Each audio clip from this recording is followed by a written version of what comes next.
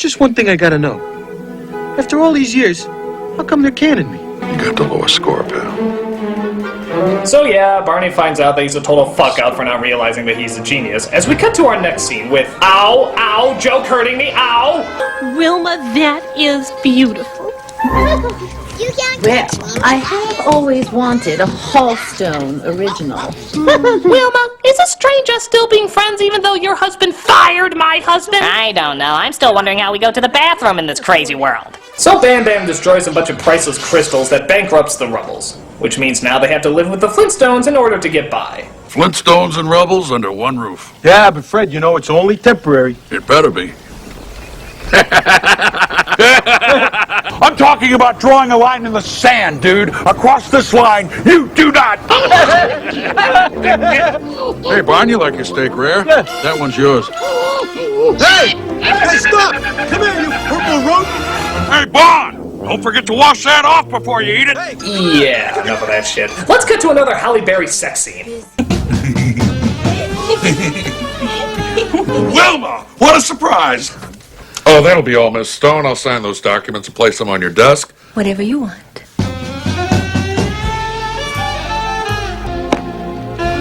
Your secretary is very attractive. Really? I hadn't noticed. I've come to talk about the Rubbles' troubles. It's gotten so bad they've had... Well, look at that! Another scene that didn't seem to go anywhere. He flirts with Halle Berry, and it doesn't affect the plot at all. And, wouldn't you know it, this scene also happens to be about 2 minutes long. That seems to be the pattern of this movie. Start a scene, have it go nowhere, and then disappear after 2 minutes. That's all this movie is, just a collection of unfunny 2-minute scenes, one after another. Seriously, Halle Berry should just come out in the middle of the scene and be like, guys, I'm really sorry, I know this movie is hard to sit through, but, here.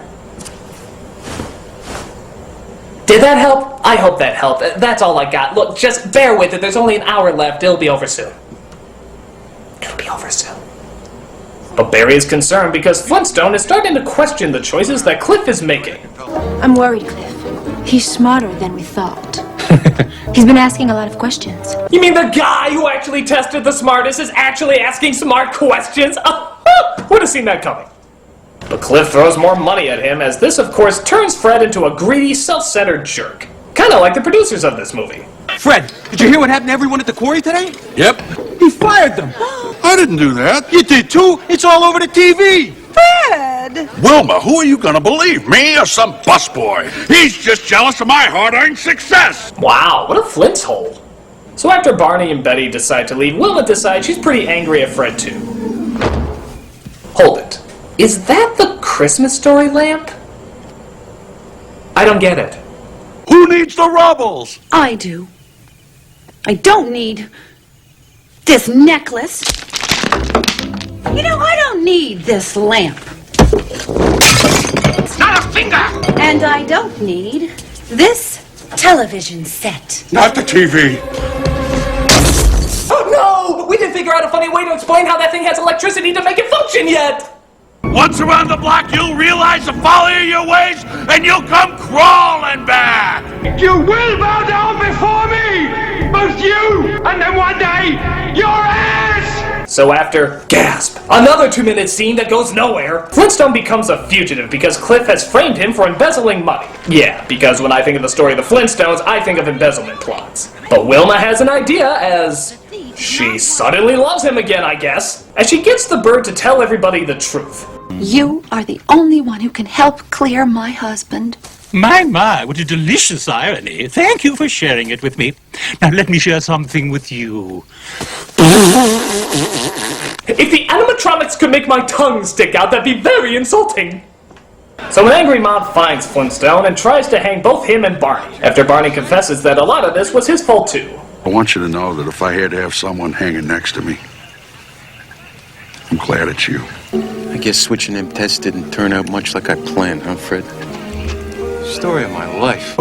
Anyone know why we're not hanging them yet? I don't know. Something about character development. In this movie? Pfft, that's a load. But Wilma and Betty come just in time as they have the bird tell everybody what happened. Unfortunately, Cliff finds out and decides to kidnap Pebbles and Bam Bam unless he gets the bird back. First, we want our children. Of course. Now, give me the bird. Gladly. I should have signed with Disney. They never would have allowed this sort of thing to happen. I don't know. Killing off innocent animals seems to be like a fetish for them. Now, wait a minute. We've seen Bam Bam lift heavy furniture, smash through a stone wall, and yet he can't break through a simple rope? What is rope like his kryptonite? Is he allergic to hemp? Science of Wile E. Coyote, don't fail me now!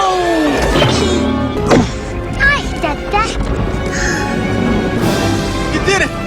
You called me Dada! I guess that was a plot thread we didn't explain very well! So Barney saves the kids as Flintstone has the final showdown with Cliff. Oh, Mama.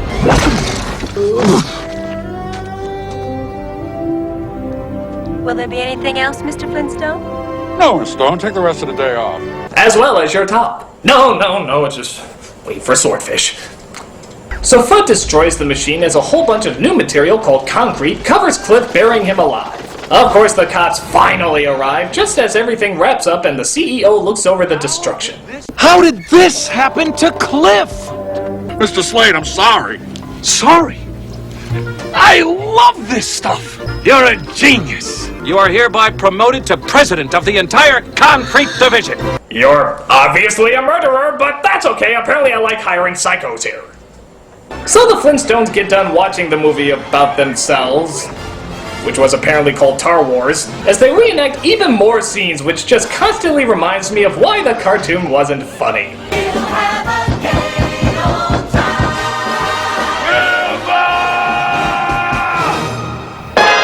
Oh wow, they're saying Bedrock was a real place, huh? Just like all great films, constantly blurring the lines of reality. And constantly failing at this movie sucks, this movie sucks, this movie sucks! I mean, I suppose if you have little kids, they might like it, but dude, that's a lot of money to toss into a bunch of throwaway puns. To give credit though, you can't really blame Hanna-Barbera for it. I mean, if some executive came up to you and said, "Hey, we know you made the Flintstones on only $5 and 3 pieces of paper, now we want to throw millions of dollars at it," would you say no? Probably not. But look on the bright side, at least we know they never make the same mistake again. Fuck Hollywood. I'm the nostalgia critic, I remember it, so you don't have to.